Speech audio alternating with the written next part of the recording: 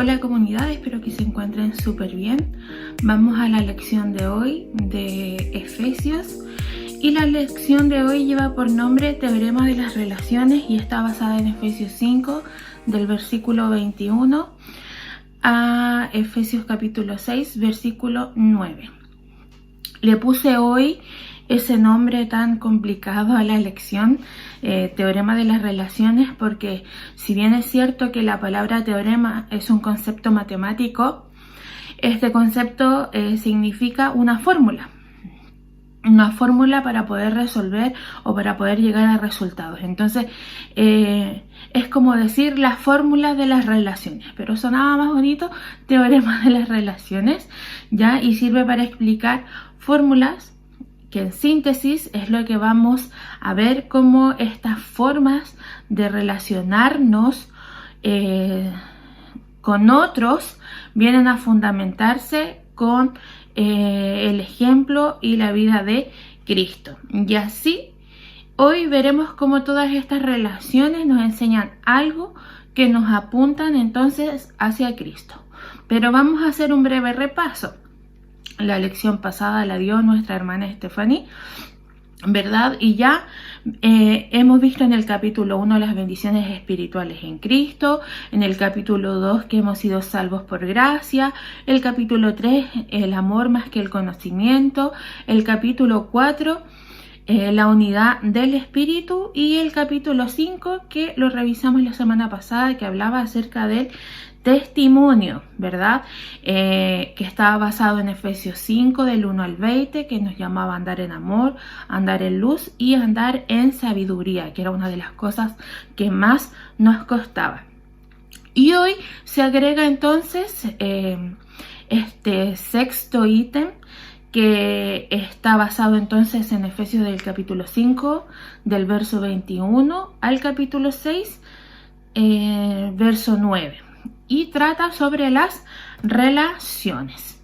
Y antes de adentrarnos en la lección, vamos a hacer un ejercicio reflexivo. Vamos a ponernos a pensar. Entonces ahí usted estando en familia o acompañado de su esposo, de su esposa, de sus hijos, mirando esta grabación, vamos a pensar y vamos a responder. La primera pregunta dice, piense, ¿cómo han sido las interacciones con su esposa, con su familia y con sus colegas durante la última semana?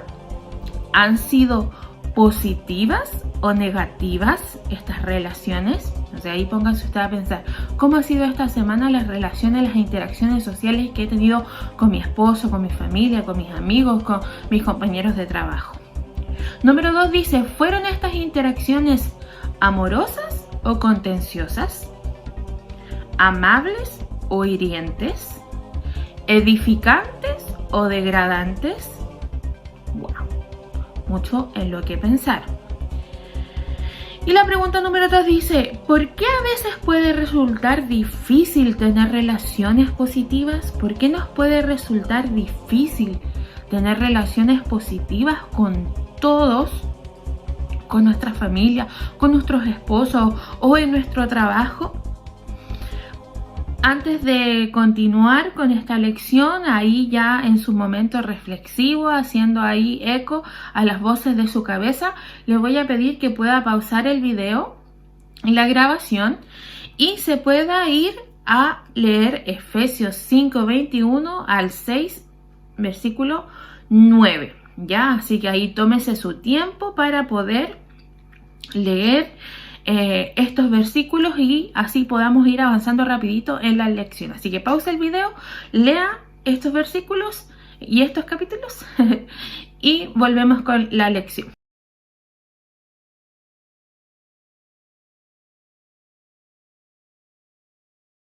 Bien, una vez leído ya el pasaje, ahora sí nos vamos rapidito con la lección, porque hoy veremos entonces cómo este principio de sujeción, de sometimiento, se aplica en las relaciones, tal como leían ahí ustedes en Efesios 5, 21.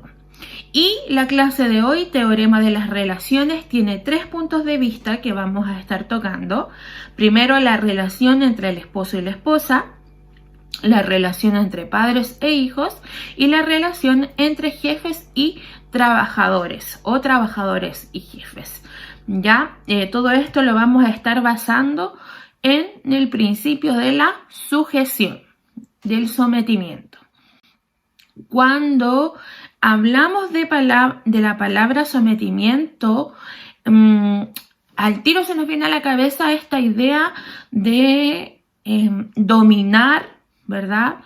De manipular una cosa sobre otra o una persona sobre otra, ¿cierto? Nos da como al tiro un estilo de superioridad.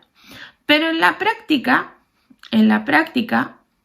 no me voy a ir a definiciones complejas el día de hoy, sino que lo voy a explicar en palabras sencillas. En la práctica, sujetarnos unos a otros sería como un equipo de fútbol, ¿cierto? Un equipo de fútbol donde hay un capitán, donde hay cierta jerarquía organizacional, donde están los delanteros, los defensores, los mediocampistas, ¿verdad? Y entre todos ellos tiene que haber una unidad, una comunicación en base a lo que el capitán va diciendo también. Entonces, la sujeción tiene que ver un poco con esta dinámica práctica, la que vamos a estar estudiando. Significa que jamás vamos a ser irreflexivos, que no vamos a pensar jamás en nadie más que no sea nosotros mismos. Al contrario, sino que debemos pensar siempre en los demás. Tampoco debemos ser individualistas ni autoasertivos.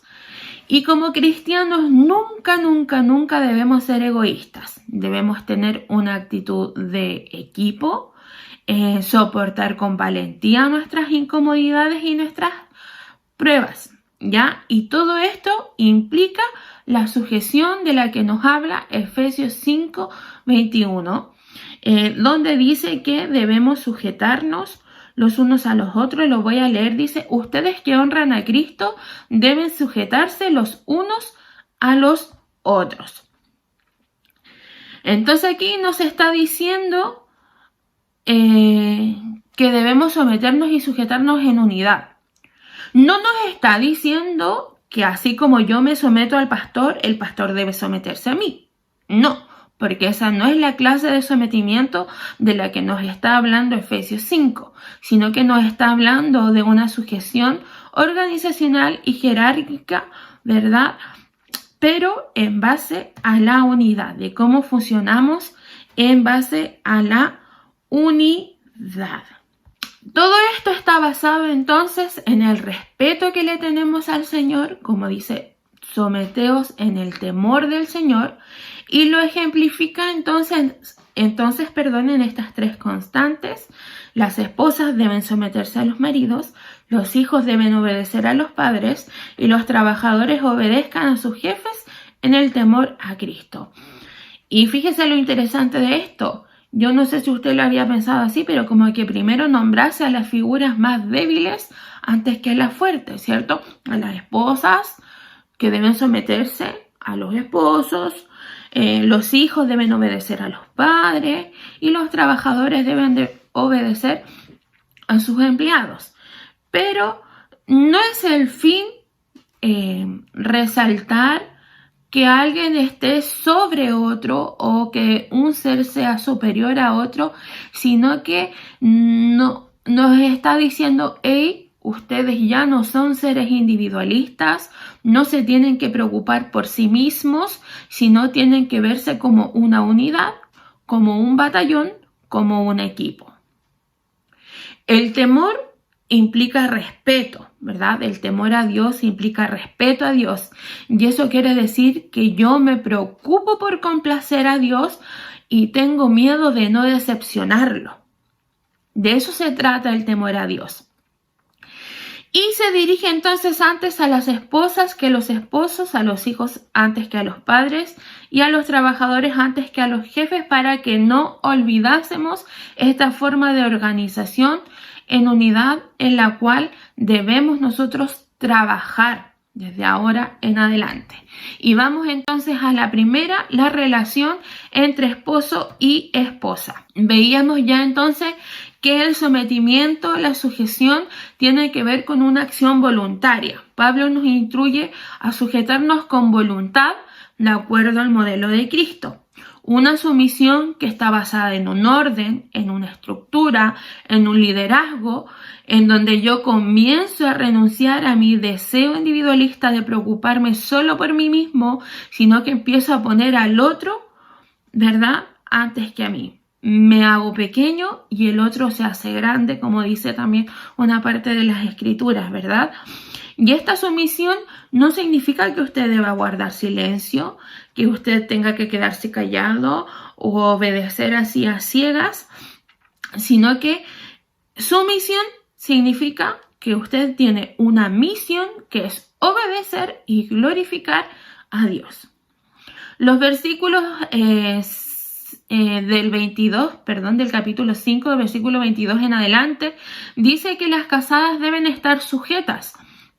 ¿Qué significa que las casadas deben estar sujetas? Significa que debemos reconocer que hay un orden de autoridad y que nosotros somos parte de esta unidad, parte de este equipo para que ese orden se pueda cumplir.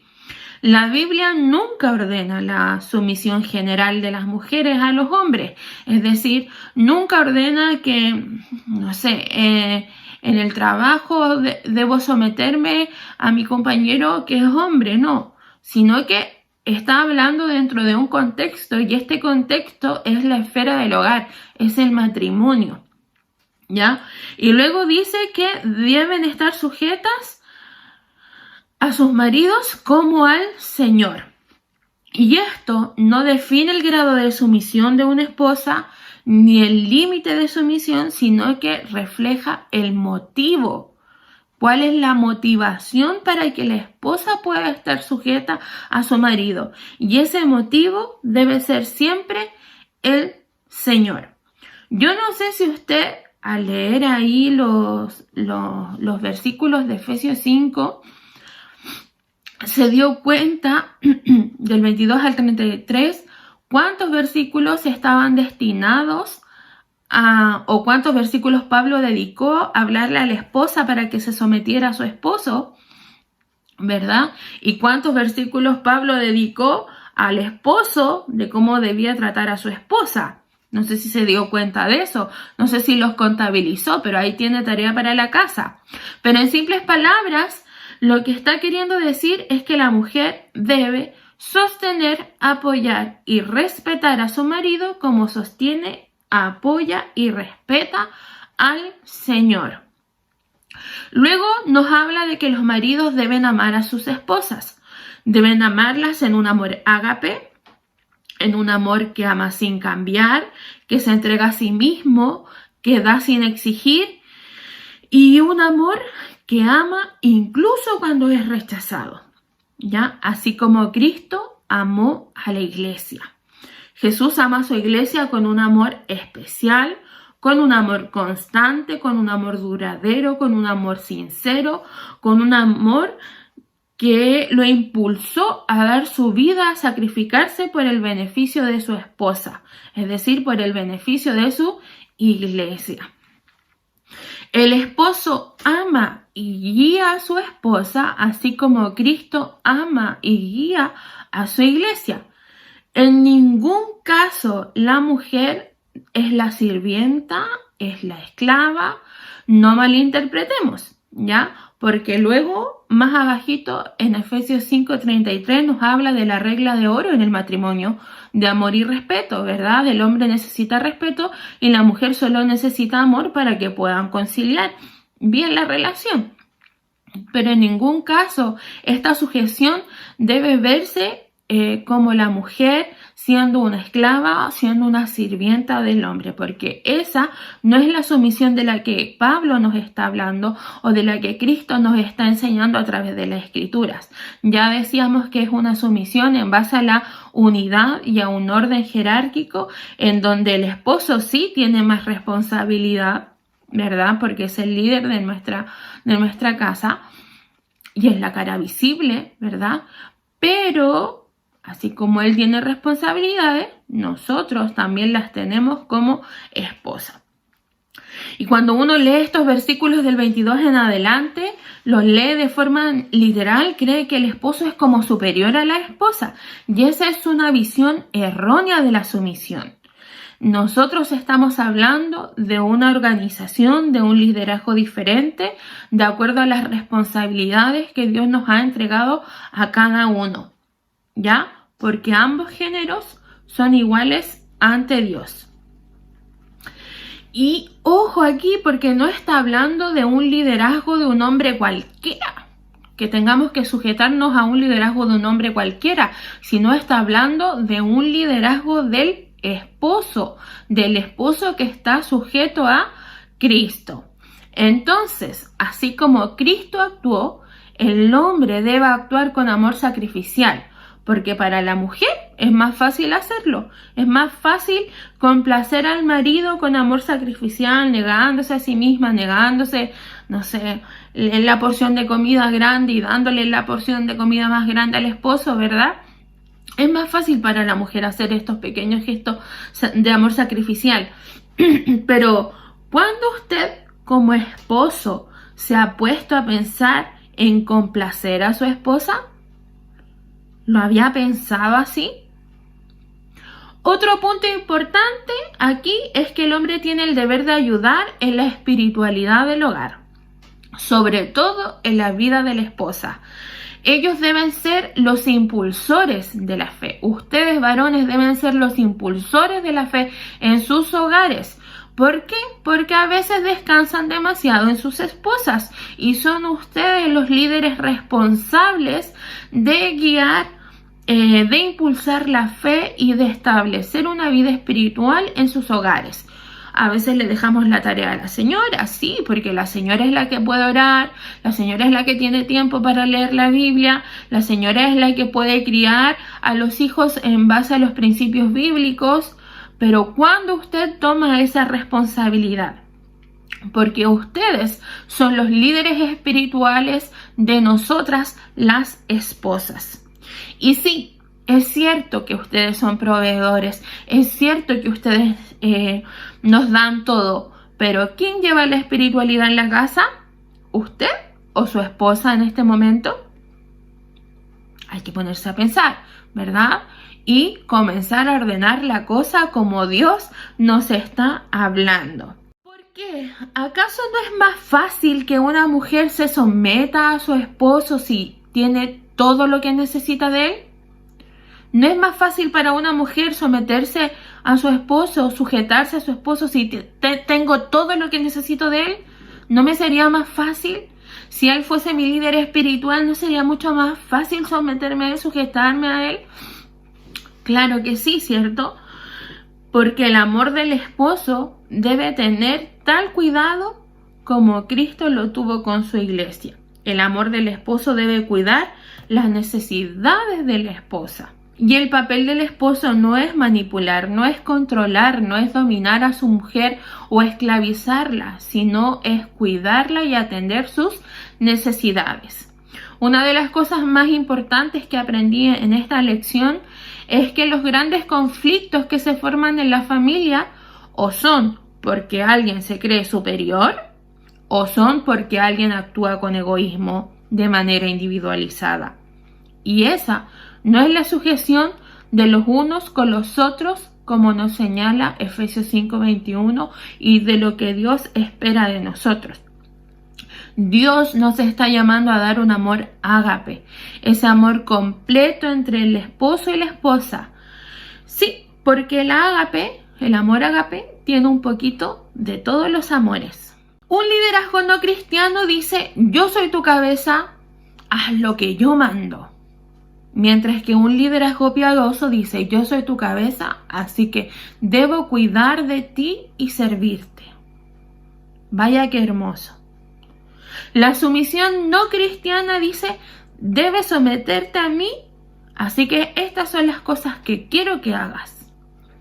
Mientras la sumisión piadosa dice: debes someterte a mí para que yo sea responsable ante Dios por ti, por lo que debo cuidarte y servirte. Eso es lo que Dios nos está enseñando entonces de la relación entre el esposo y la esposa. ¿Cómo debe funcionar esto? La esposa debe respetar y honrar a su esposo y el esposo debe amar y cuidar y suplir las necesidades de la esposa. Y este es el orden de sumisión que Dios está pidiendo en la relación matrimonial. Vamos a la número 2 entonces, relación entre padres e hijos. Los hijos no solo deben obedecer a los padres, sino que los padres deben enseñar la obediencia a sus hijos.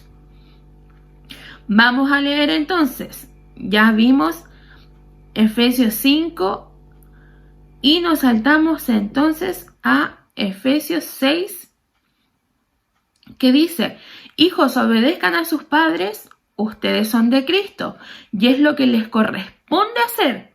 El primer mandamiento, que va acompañado de una promesa, es el siguiente: obedezcan y cuiden a su padre y a su madre, así les irá bien y podrán vivir muchos años en la tierra. Y ustedes, padres, no hagan enojar a sus hijos, más bien edúquenlos y denles enseñanzas cristianas.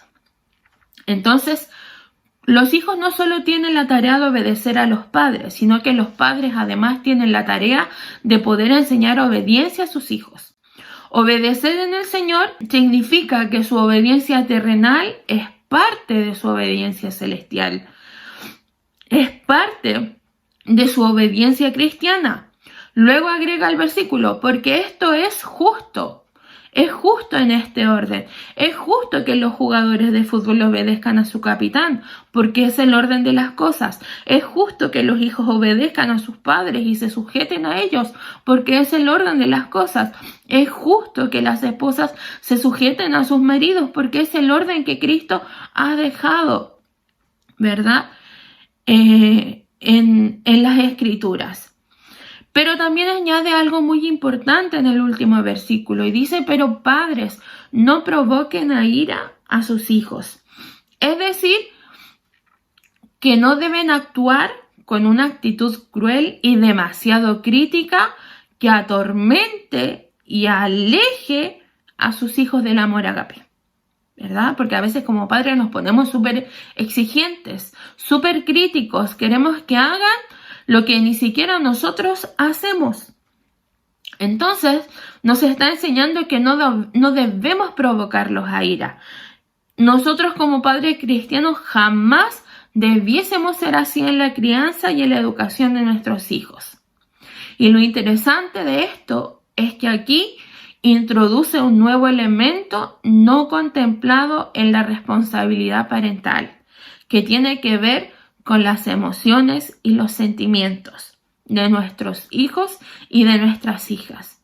Por algo el versículo dice: no provoquen a ira, porque nosotros debemos caminar de manera cuidadosa en la crianza, pero también en la educación emocional de nuestros hijos. Porque claro, cuando estoy disciplinando a mi hijo y yo me exaspero, ¿verdad? Me enojo demasiado. ¿Qué derecho me da a mí usar la disciplina si ni siquiera yo puedo disciplinarme a mí mismo? ¿Qué derecho me va a dar a mí como papá el que yo pueda disciplinar a mi hijo si yo ni siquiera puedo disciplinarme a mí mismo? Entonces, nosotros debemos ser la primera fuente de ejemplo para nuestros hijos, la primera fuente de espiritualidad para nuestros hijos. Yo lo he dicho muchas veces, firmeza no es lo mismo que dureza, ¿verdad? No es lo mismo decir no vas a tener esto porque tú hiciste esto y esto otro, que a decir no, y no vas a jugar más y estás castigado y te vas a tu pieza y no sales más y no vas a tener postre. No es lo mismo. Eso no es lo que Dios espera de nosotros. Dios espera que nosotros disciplinemos y amonestemos, que lo alentemos cuando es necesario, pero también soy firme cuando se es necesario. Y no debemos descuidar ser un ejemplo de espiritualidad para ellos. Debemos entrenarlos y enseñar. Eso es disciplina y amonestación, entrenarlos y enseñar. Criarlos significa que debemos nutrir su cuerpo, su alma, su mente y sus emociones, pero también su espíritu. Y considerar muy importante las emociones. Es cierto, los hijos deben sujetarse a sus padres, pero nosotros como papá no debemos provocar a ira a nuestros hijos siendo un mal ejemplo para ellos. Ya decíamos recién, ¿con qué cara vamos a disciplinar nosotros si ni siquiera somos un buen ejemplo para nuestros hijos? Si nos descontrolamos por todo, si no sabemos tener dominio propio, si no somos obedientes, ¿verdad? Si yo esposa no muestro obediencia, ¿cómo mi hijo va a mostrar obediencia también entonces? Debemos ser líderes espirituales, ejemplos espirituales para nuestros hijos. Entonces, repasando, veíamos la relación del esposo y la esposa y cómo estos deben sujetarse los unos a los otros. Y número 2, la sujeción en la relación de padres e hijos, o hijos y padres. Y vamos ya entonces con la número 3, que es la relación entre jefes y trabajadores. ¡Wow! Vaya tema aquí. La Biblia nos enseña que los trabajadores deben obedecer a los que en la tierra son sus amos. Dice así, esclavos y esclavas, obedezcan a los que aquí en la tierra son sus amos. Obedézcanlo con respeto, sinceridad y de buena gana, como si estuvieran sirviendo a Cristo mismo. Esto deben hacerlo en todo momento, y no solo cuando sus amos los estén viendo. Ustedes son esclavos de Cristo, así que deben hacer con alegría y entusiasmo lo que Dios quiere que hagan, como si lo hicieran para el Señor y no solo para sus amos. Pueden estar seguros de que el Señor premiará a todos por lo bueno que hayan hecho, sin importar que hayan sido esclavos o libres. Y luego el versículo 9 le da ahí un remesón a los jefes y le dice, y ustedes amos deben tratar a sus esclavos con igual respeto y sin amenazas. Recuerden que tanto ustedes como ellos pertenecen al mismo dueño.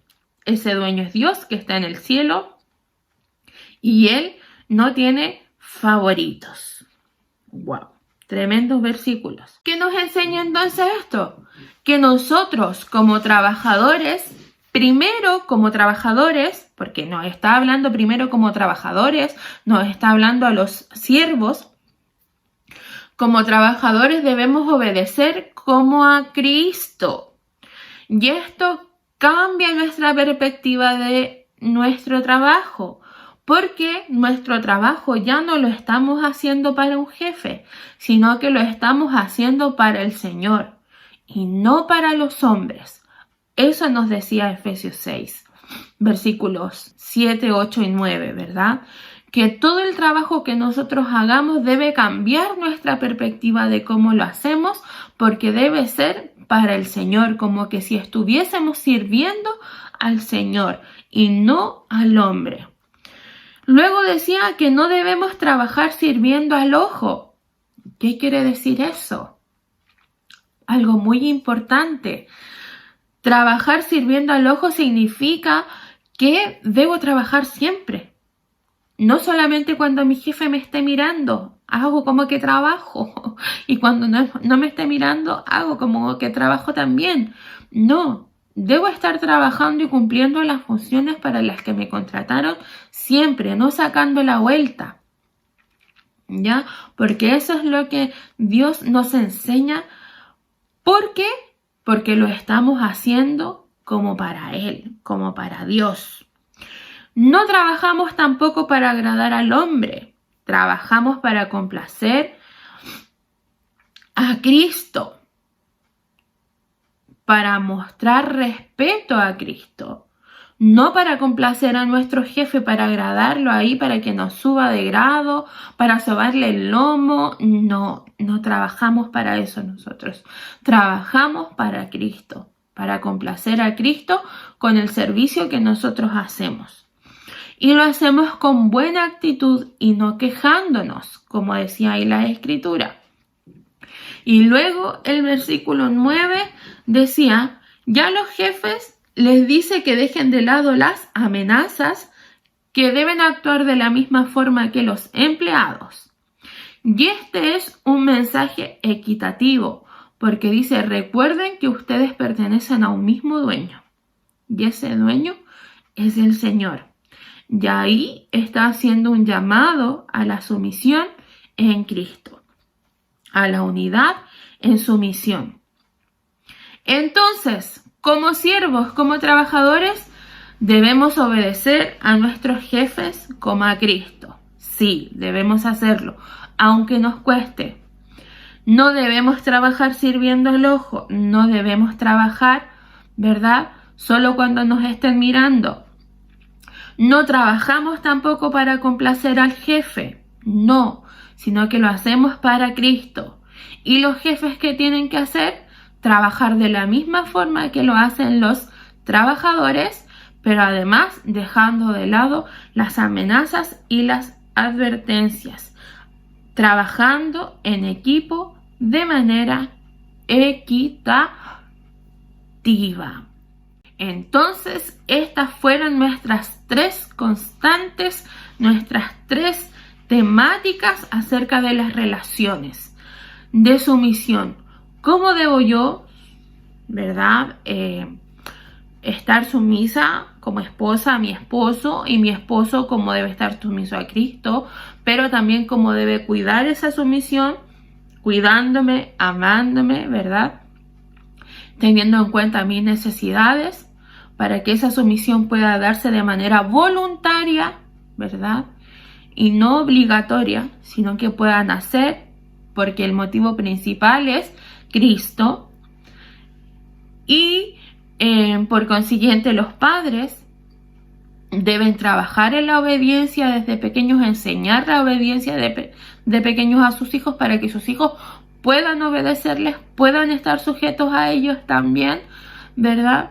Debemos criarlos en amor, en disciplina, en amonestación, entrenarlos y alentarlos, pero también tener firmeza. Y por último, lo que hablábamos recién acerca del trabajo, ser muy buenos trabajadores, haciendo todo como para la gloria de Dios, pensando siempre que nuestro trabajo está honrando a Cristo.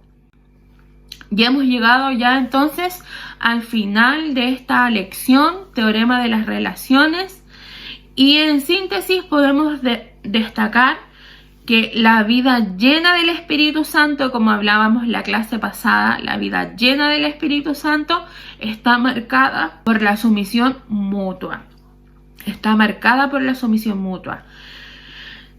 La sumisión no es manipulación, no es machista ni patriarcal, no es bajo esclavitud ni es señal de inferioridad. ¿Qué es la sumisión? La sumisión es una acción voluntaria por amor, como reflejo de Cristo, una relación jerárquica con más responsabilidad, y su base está en el temor a Dios. Tarea para la casa. Vamos a aprendernos entonces Efesios 5:21, ese va a ser nuestro versículo de memoria, que dice: ustedes que honran a Cristo deben sujetarse los unos a los otros en unidad, en amor, mostrando siempre a Cristo. Así que esa ha sido la lección de hoy. Nos despedimos y esperamos que pueda quedarse ahí el concepto de sumisión en nuestros corazones, para poder actuar como Dios espera que actuemos, ¿ya? Así que un abrazo, que el Señor les bendiga. Nos estamos viendo.